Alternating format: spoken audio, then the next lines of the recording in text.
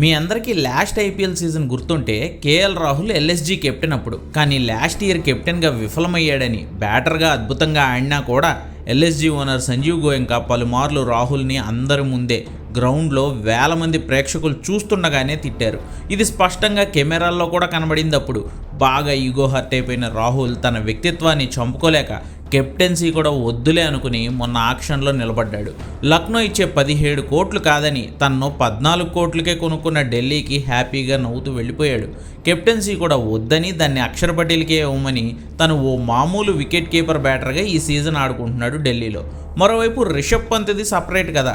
ఢిల్లీకే కెప్టెన్గా ఉన్న రిషబ్ పంత్ని ఆక్షన్లో సంజీవ్ గోయంకా రాహుల్కి రీప్లేస్మెంట్గా కొనుక్కున్నారు.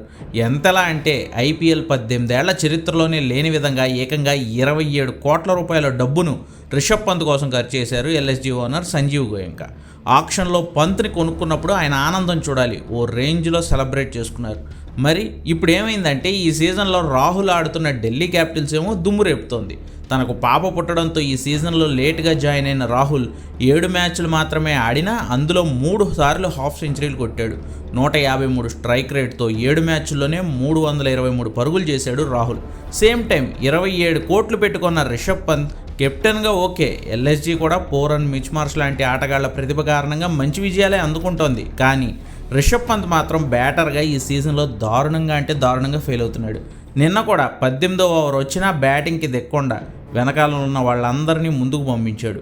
పోనీ దిగాక ఏమన్నా ఆడాడా అంటే లేదు, క్లీన్ బౌల్డ్, డెక్అవుట్.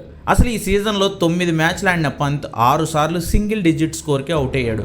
అందులో 3 సార్లు డక్అవుట్ అయ్యాడు. ఓవరాల్గా ఈ సీజన్లో ఇప్పటికి చేసిన పరుగులు 106. 27 కోట్లు పెట్టుకున్న ఆటగాడి నుంచి దారుణమైన ప్రదర్శన ఇది. అలాంటిది ఈ పంత్, కేఎల్ రాహుల్ నిన్న ఎదురు ఆడేటప్పటికి సంజీవ్ గోయంకా బాధ ఒకటి కాదు. తిట్టిపోసిన రాహుల్ హాఫ్ సెంచరీలు కొడుతూ వాళ్ళ మ్యాచ్లు గెలిపిస్తుంటే కోట్లు పోసి తను కొనుక్కున్న పంత్ ఏమో కోడిగుడ్లు పెడుతున్నాడని. టైము